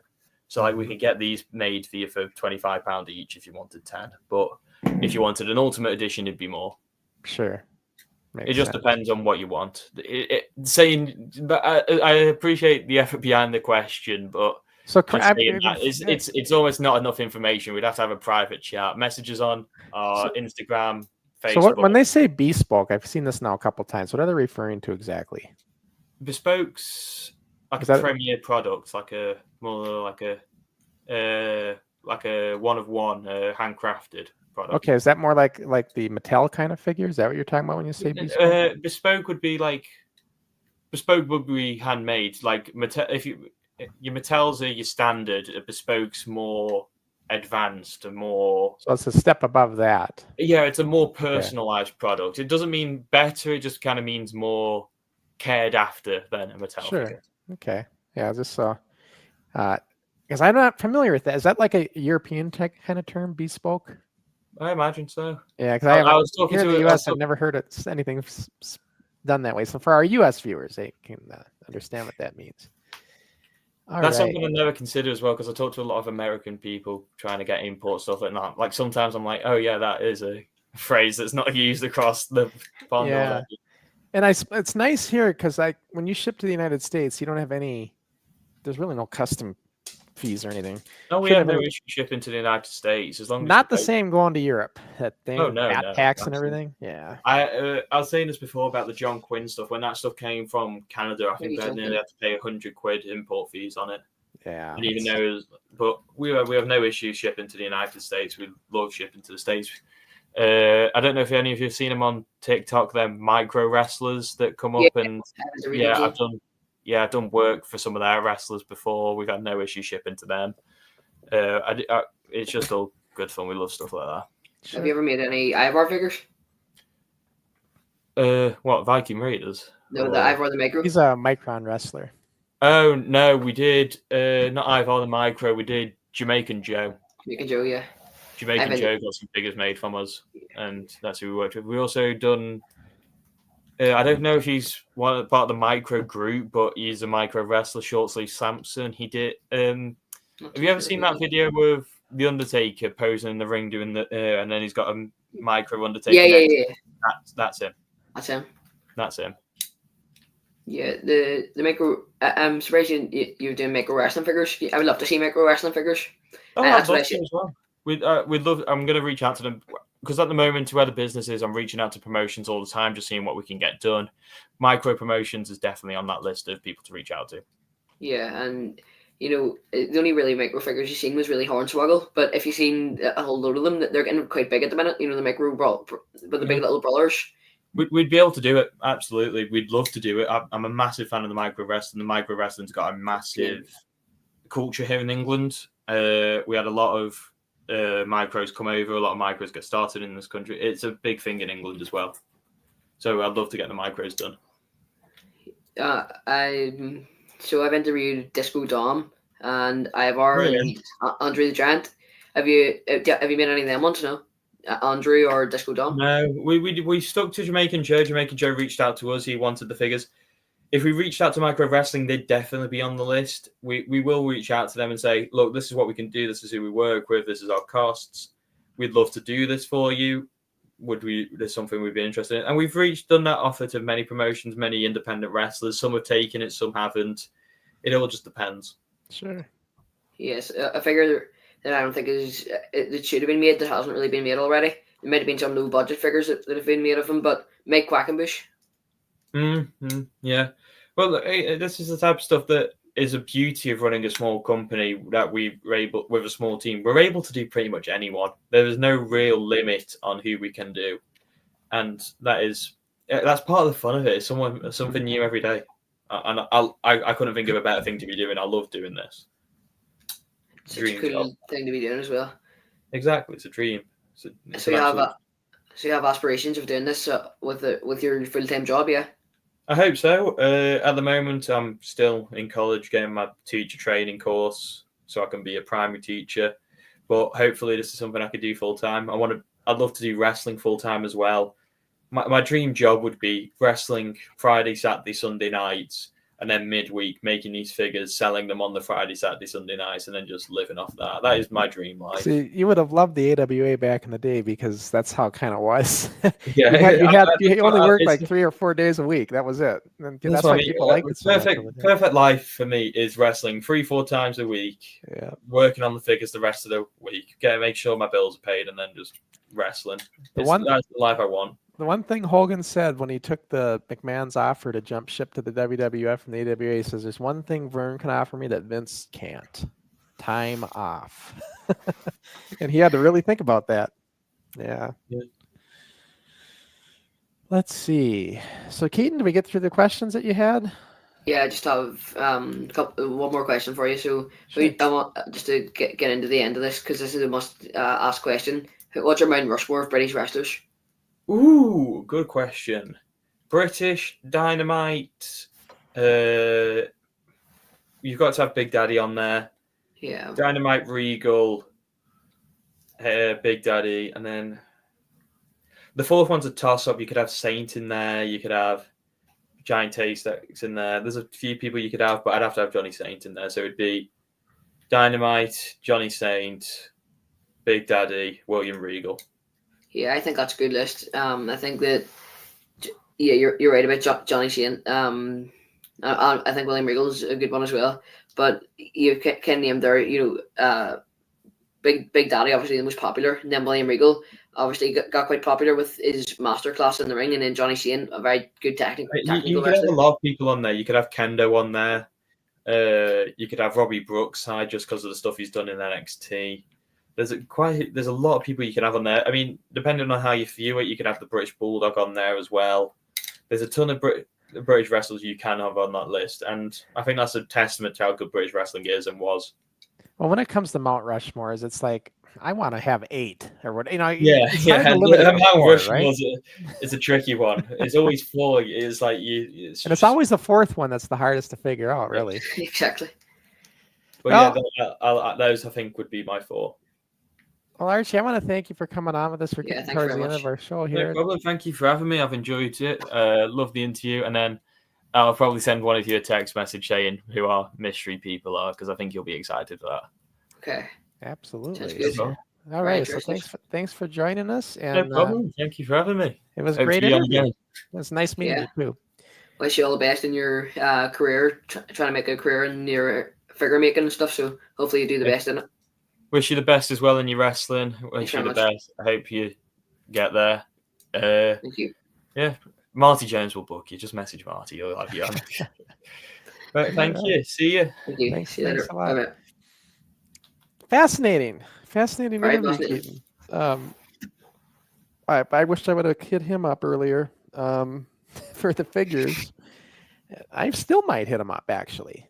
I'm still would like to do like a small line for the NWF, So I think I might just have to hit him up. Yeah, his stuff would be a lot cheaper with still very good quality as well. I think it's a very decent price that he's making. He's really looked through all of it. He's not like stroking people out of their money. So, like I said, I wish I would have found him earlier. But I still have that still in the back of my mind. I might have to do that. But guys, I want to remind. First, I guess what should we do first, Keaton? You know what? I want to show some of the stuff that I wanted to show quickly. This ain't long. There's a little training montage I put together. It's like 3 minutes. So that's all going to be a watch along. You're in it quite a bit. Yeah. So we're going to watch that. But before I get to that, I want to show the NWF website, because if you guys haven't checked out the NWF website, it's now featuring, I'm going to bring it in here. I haven't even. Let's see. Oh, do I have a media stream on the stage? Oh, I do. I got to remove this. Sorry. There we go. There. This is the website.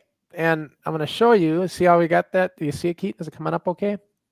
The congratulations to Canary Kid. If you go to our NWF website, which is nwfwrestling.org, we're featuring a section now on the Canary Kid for winning the NWF title. And I'll go into it here. There's a whole page. I didn't even see this. Yeah, you haven't seen this yet. I didn't even know there was an NWF page. Oh, you didn't know there's an NWF website?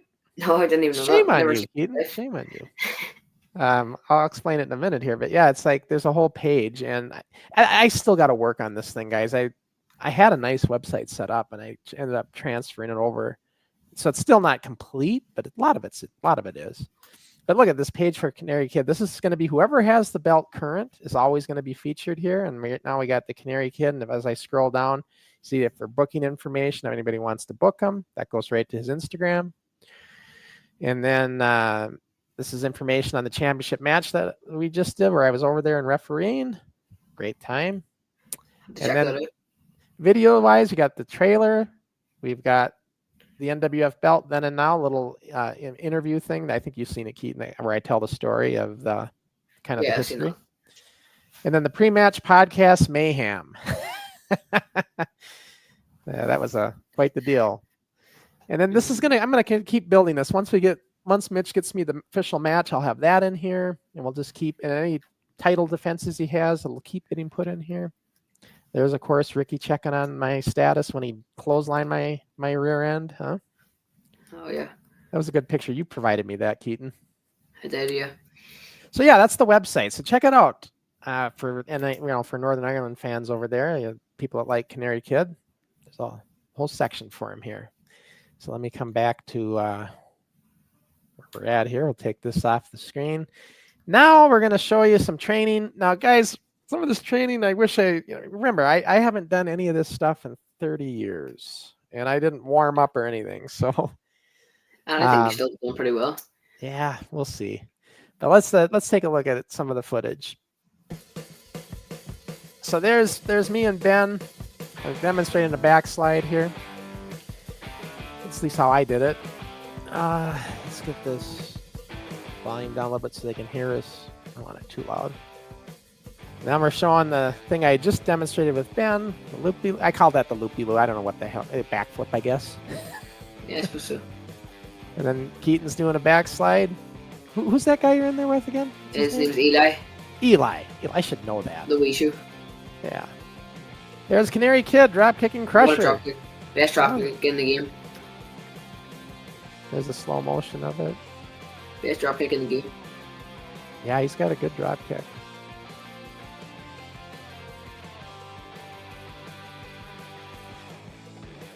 And the Ric Flair front bump. Love it. There's Canary getting drop kicked now. Your first drop kick in how long? 30 years probably? Crazy. Or 35. Canary Kid. I think that 35. On the Canary Kid? On the Canary Kid. Yeah, we agreed we're going to drop kick each other with our history of the podcast. So there you go. Yeah, it was great getting in there and bumping around again after all that time being out of it. But find me some other guys in their mid-50s that can still do it. There's not a lot of us. Nope. Not with a drop kick anyway. There's Ben, and then Ben's drop kick. Ben's got a nice drop kick as well. It does. And now we're going to show some... What am I showing here? Oh, I'm showing a walk-in drop kick where you don't have to jump. Just walk in, drop kick. It's a great way to learn. Keaton, you really should work on this version of it. Like where you step in like that. You don't jump. Yeah, you just step in. You're not jumping. There's Keaton doing a backslide with John. Done that many times. Doing a snap mare. Nice snap mare. This is a series I was teaching them. And then we do a leg drop to the arm. I was showing Keaton how to, slap the wrist. Yep. And did you like the poster I gave you? Yeah, I do. I did like that poster. That's one of my favorite things that I brought back. If you go on my Instagram channel, you can see it's in a reel. I'm going to get that thing framed. Put that in a frame, put it on the wall. I'm just demonstrating again. Slap the wrist. The whole idea of slap the wrist is that's when you want to sell, when you hear the slap. Yeah, I agree. And you really should slap your hand, not their wrist. A lot of guys are slapping the guy. Like, Canary's like, you're hitting my wrist or my arm or whatever somebody was. And, see, that wasn't very long. Let me get that off the screen. There we go. Back to us. But yeah, that was great. Did you like the training session we did there? Yeah, I loved it. It was great seeing you over. And then Nathan had me do it with the adults after you and Darren left. I was with the adults doing a lot of the same sequences. You know who was really just picked it up like that? Who's that? Remember I didn't show you guys because I knew this would be too much for you, but I was doing a running headlock and I had put somebody in the headlock and I'd run into the turnbuckles and walk the turnbuckles up. So I'd second, third, and then go into a cross body block, right? And I showed all the guys that D.D. Crooks, man, he just nailed that perfectly. The whole thing. D.D.'s just incredible. He's good at pretty much everything to do with wrestling. He was good. He was really good. I mean, he just watched what we were doing and he went in there and just one-shot it. Not that the other guys were bad, but he just made it look really good. I gotta make a shout out there. Yeah, he's incredible in the ring. I wish I would have got my picture with him. I didn't get a picture with Dee. So that's why, Crusher Crossan might be making another trip out there, Keaton. Yeah. I might have to make a return out there. Your trainer there, Nathan, that says next time you come out, Crusher, you need to work a match. We would like to see Crusher Crossan in the ring again. That would be pretty cool. Well, I never did have a proper retirement match, did I? Nope. So that would be the thing. But yeah, if I do that, Keaton, though, I got in shape for reffing, you'd be damn well sure I'll get in shape for wrestling. And it'll be a lot better shape than for reffing. You have to be. So it's just kind of the way it goes. But yeah, it's been a great show. Let's talk about what's coming up on future shows. before we sign off here. So the next show coming up, I'll go in the order they're coming, is going to be NWF Forward with me and Canary Kid. And it's all going to be celebrating Canary Kid. So the Canary Kid celebrating his world championship. We're going to have Mitch will hopefully have it finished in time. He says he'll have it for me for the podcast, so I'm not too concerned. We'll have the official video of the match. The proper edited one with commentating and everything.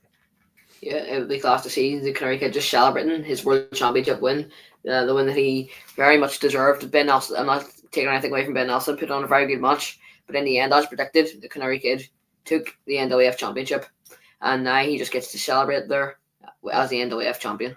But I hate to disappoint you, though. There won't be any character talk with us there, Keaton, like you're trying to do right now.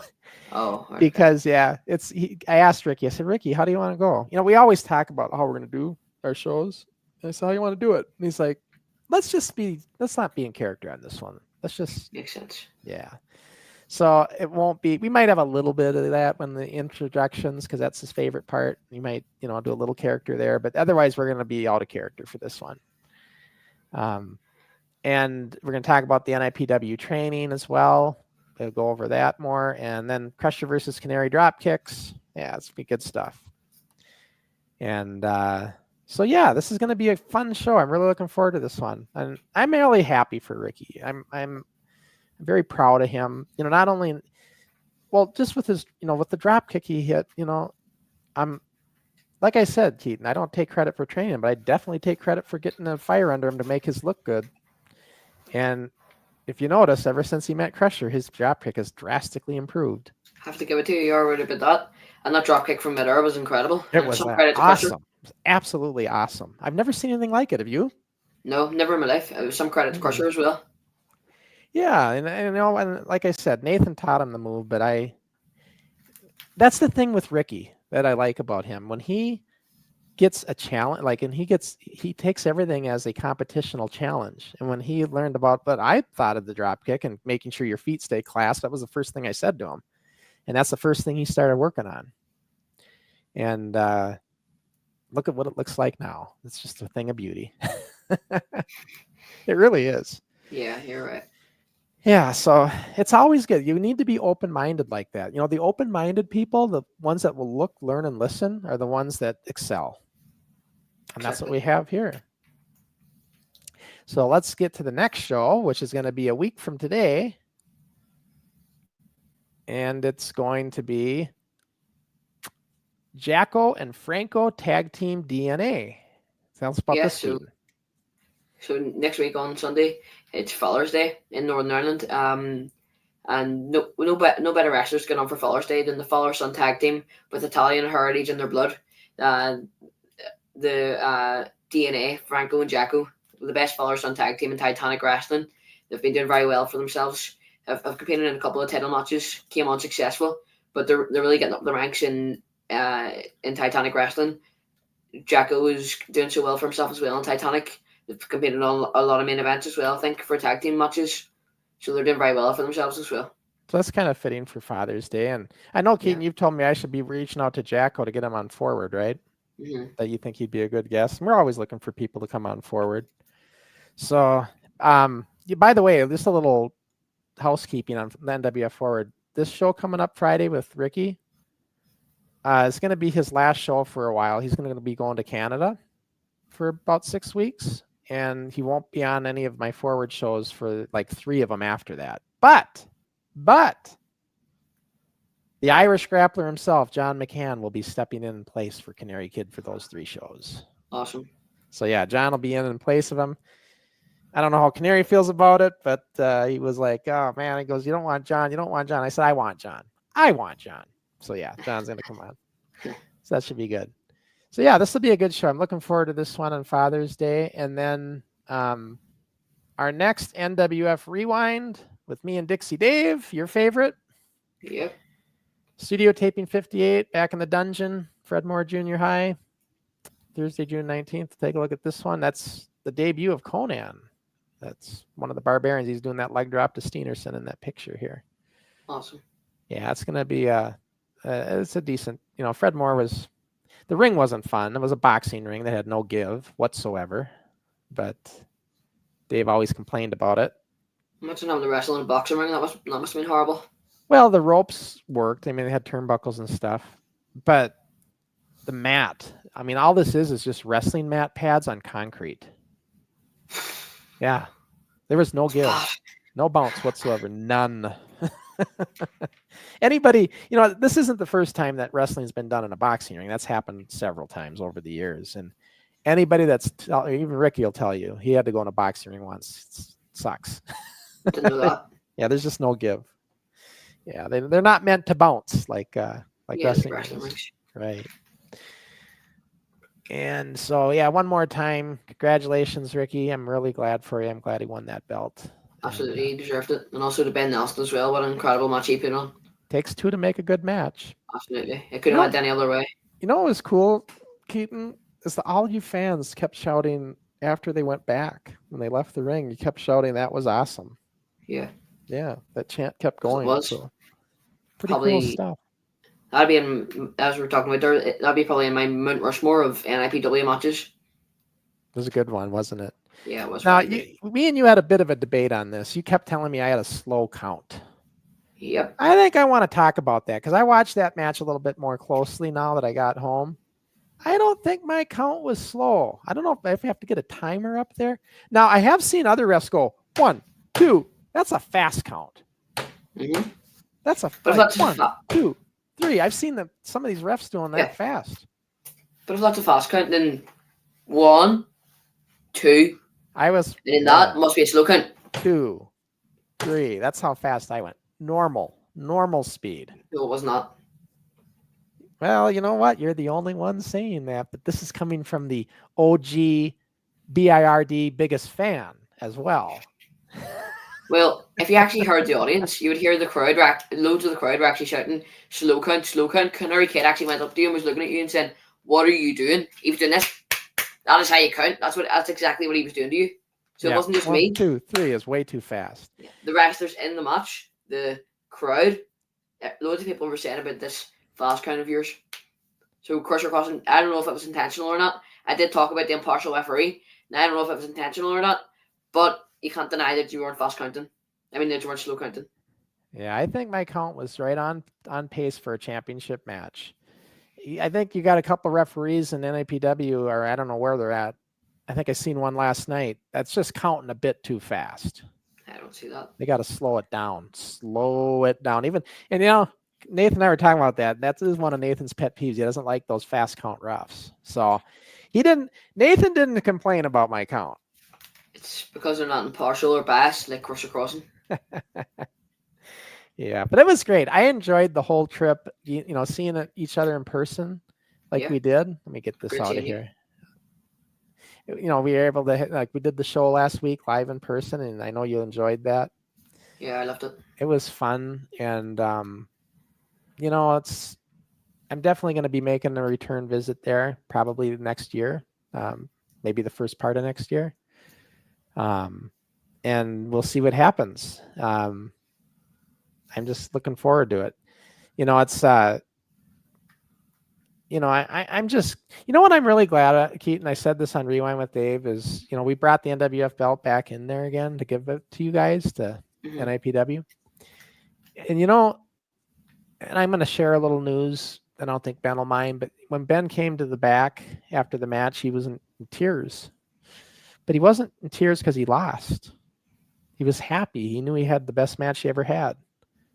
And that's how much he cared. And he didn't win the belt, but that's how much he cared. And Ricky was also emotional, by the way. And so to know these two were so emotional with this, knows how much it meant to them.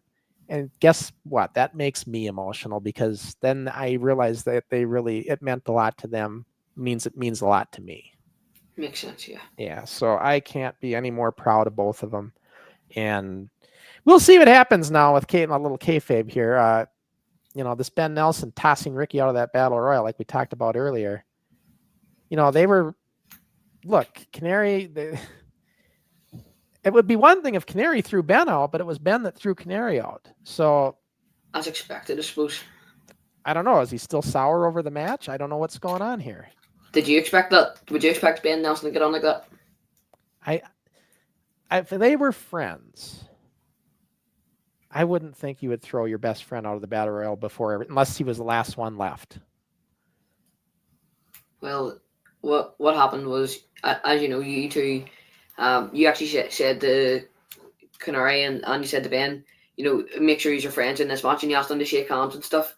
Mm-hmm. Ben Nelson wouldn't let go, and that's why Canary had to slap him. And yeah, there was a lot of fights there, and it made sense what Canary done back.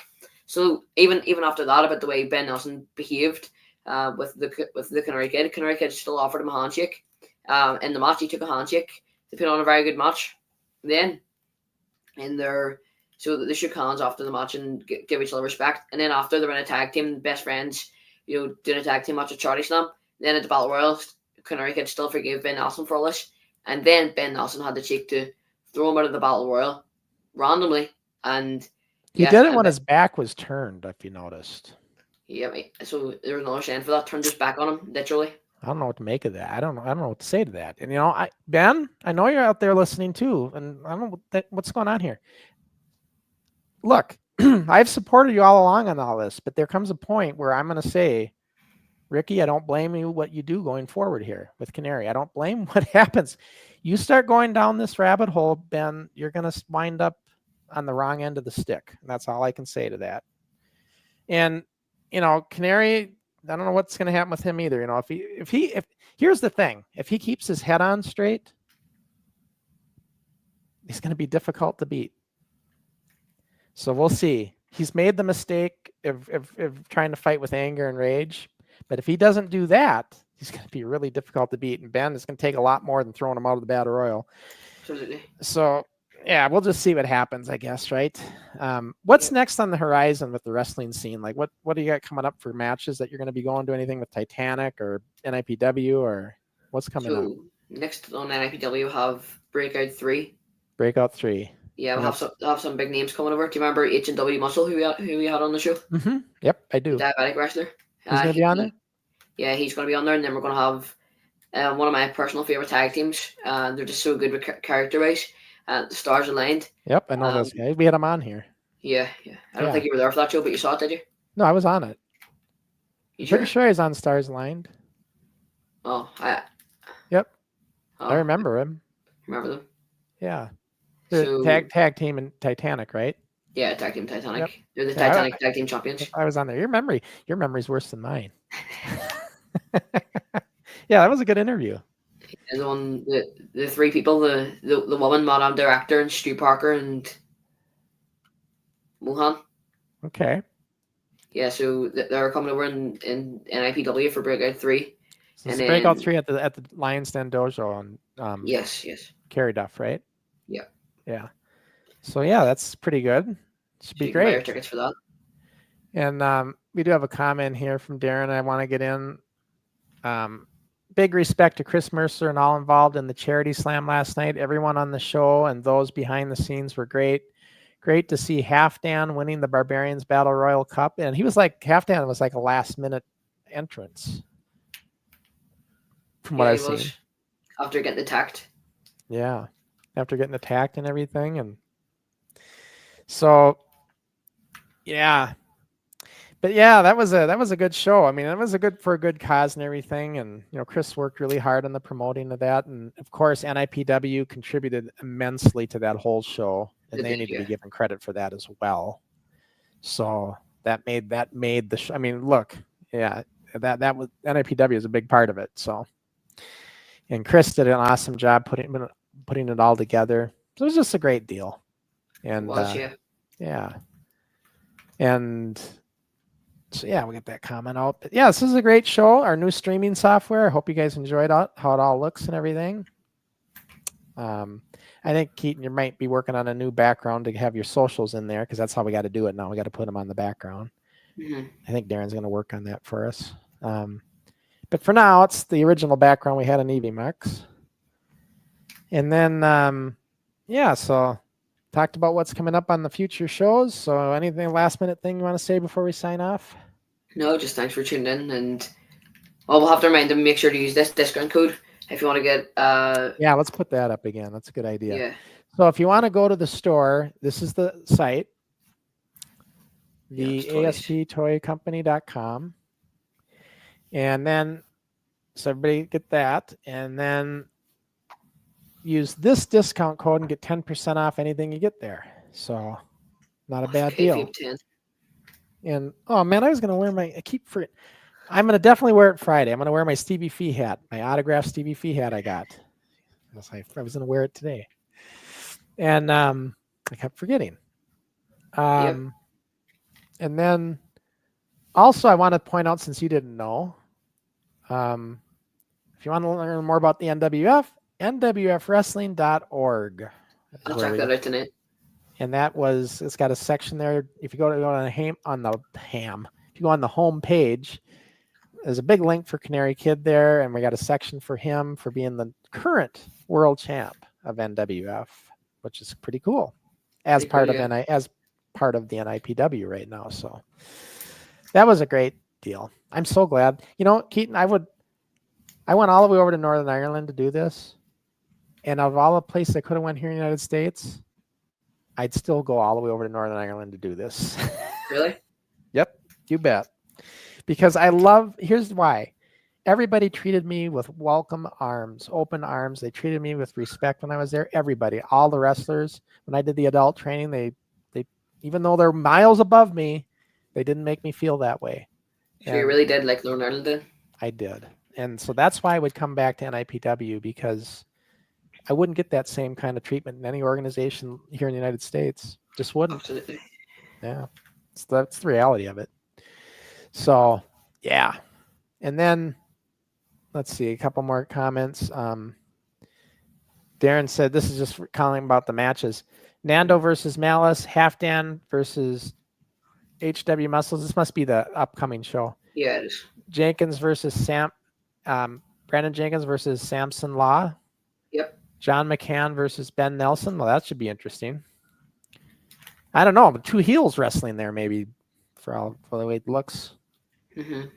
I don't know. Ben's got a big fan base, though, with his family. We'll see. Yeah, I don't know. And then also another one on there, Ken Cutler versus Jordan Nelson probably for the title, right? Yeah, it will be. Yeah. So yeah, pretty cool.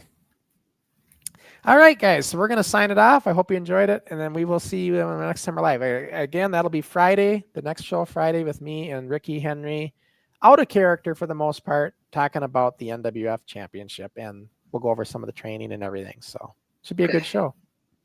Yep. All right. We'll see you guys when we're live Bye. next.